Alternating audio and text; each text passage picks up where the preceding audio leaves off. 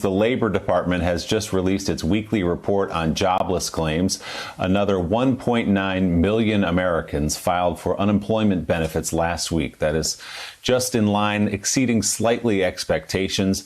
That brings the 11-week total since the pandemic began to more than 42.5 million Americans out of work. And Joe, tomorrow at this time, we'll get the May jobless number with some expectations that the unemployment rate in this country will reach 20%.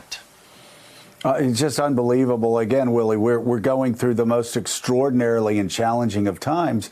We've heard for 3 years now people saying that Donald Trump's not had to face a crisis that wasn't of his own making, a dramatic crisis that wasn't of his own making.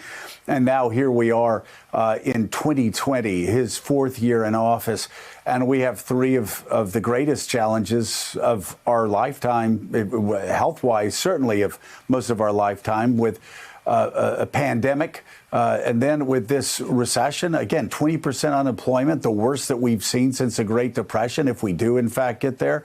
And of course, unrest in the streets, and underlying so much of this, not only what happened in Minneapolis last week, but also the fact that now over half of adults in America who are black do not have a job.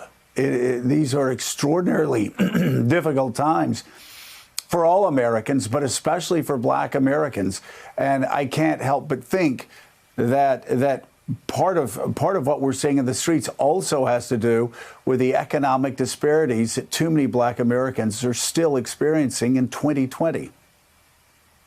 Yeah, there are so many cross currents here, and you're right that more than half of African-American workers in this country are now out of work. And that total number we will get tomorrow morning, as I said, could approach 20% of all Americans out of a job. Thanks for checking out MSNBC on YouTube, and make sure you subscribe to stay up to date on the day's biggest stories. And you can click on any of the videos around us to watch more from Morning Joe and MSNBC. Thanks so much for watching.